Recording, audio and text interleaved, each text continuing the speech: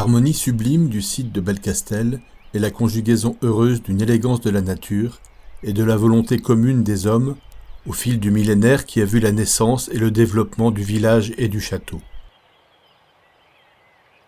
Car en 1040, il est dit alors qu'un seigneur habite une forteresse sur un rocher.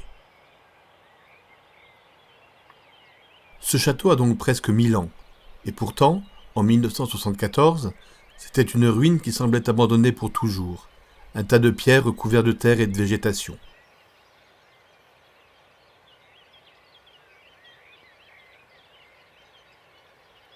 Ce que nous voyons aujourd'hui, nous le devons à Fernand Pouillon. Conduit sur le site par sa collaboratrice littéraire France Harudi, il décide le jour même d'apporter son talent à la reconstruction du château.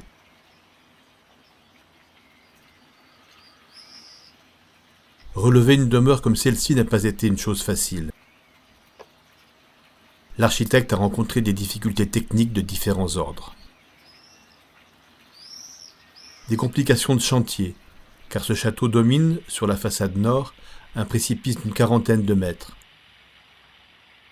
Or, Fernand Pouillon ne voulait pas dénaturer la beauté du site pendant les travaux. Aucune grue n'a été utilisée. Les matériaux ont été montés à main d'homme avec des palans, même les poutres et la cheminée monumentale en haut du donjon, où poussait alors un énorme chêne. Des difficultés techniques de construction, car il a voulu rebâtir avec les matériaux d'autrefois. Pour le matériau des murailles, une carrière a été créée dans la montagne, au-dessus du château, pour en extraire du schiste qui a été restitué aux emplacements où il manquait. Les autres matériaux utilisés sont la chaux grasse, le grès rose pour les parties nobles, fenêtres à meneaux et encadrement des portes, et du châtaignier pour les planchers. Et puis il a eu un autre problème à résoudre, beaucoup plus important encore, un problème historique.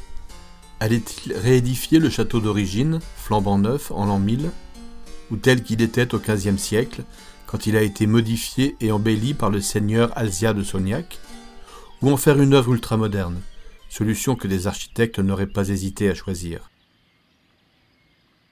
Non, Fernand Pouillon a simplement voulu rendre les heures de gloire et les époques d'abandon d'une bâtisse remarquable, et, en quelque sorte, rétablir une ruine moins abîmée par le temps qu'elle ne l'était quand il l'a prise, une ruine romantique, mais habitable.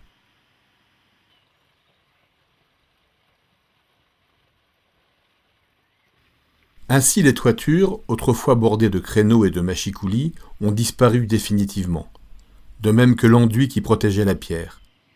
Mais Fernand Pouillon a restitué au château tous ses attributs de château fort, certains d'entre eux tels qu'ils étaient à l'origine. Le pont-levis, les douves avec leur dispositif originel d'approvisionnement en eau du torrent, l'ingénieux système d'encorbellement du tour de ronde intérieur, en bois, le portail sculpté dans la cour intérieure. Et certains autres qu'il a réinterprétés parce qu'il a voulu adapter les dispositions architecturales aux exigences modernes. Ainsi l'allée, dans l'axe des deux tours, qui flanque le pont-levis, alors qu'au Moyen-Âge, pour des raisons guerrières, le cheminement se faisait le long des douves. Ainsi une piscine en pierre à la place des douves basses, au pied de la façade sud. De même, les fenêtres à meneaux en grès rose, beaucoup plus grandes que celles d'origine, et la création de grandes baies géminées pour l'accès au jardin suspendu devant le salon. Grâce à elles, les lumières du soleil couchant magnifient l'une des pièces les plus nobles du château. Créer des jardins au lieu de reconstruire tout l'ancien volume permet à la lumière d'entrer au cœur de cette forteresse et la transforme en une demeure particulièrement agréable à vivre.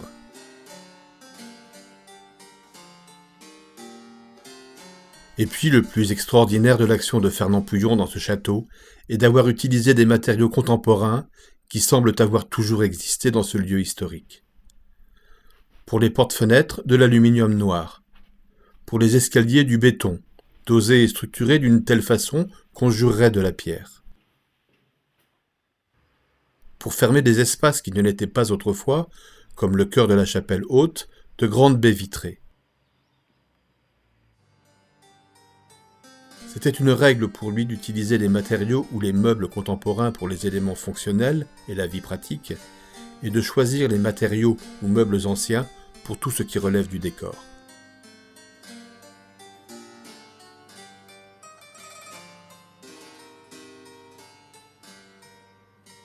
Les travaux, menés avec plus de 10 ouvriers algériens valeureux, ont duré 8 ans pour exhumer la ruine et atteindre l'état dans lequel Fernand Pouillon a voulu laisser le château. Tailleur de pierre et maître verrier ont vécu sur place pour réaliser les 85 fenêtres avec vitraux dont il ne restait plus que de grands trous béants. Il est difficile de distinguer les parties reconstruites de celles qui avaient été préservées par le temps. Tel qu'il était à la mort de Fernand Pouillon en 1986, le château de Belcastel pourrait bien avoir toujours existé ainsi. La cohérence des formes architecturales et la pertinence des matériaux utilisés créent un équilibre rare entre les vestiges du Moyen Âge et l'apport d'une intervention contemporaine. À l'intérieur, le confort et le luxe de la vie d'aujourd'hui ont été intégrés, sans qu'aucun détail extérieur ne révèle que ce château vient d'être reconstruit.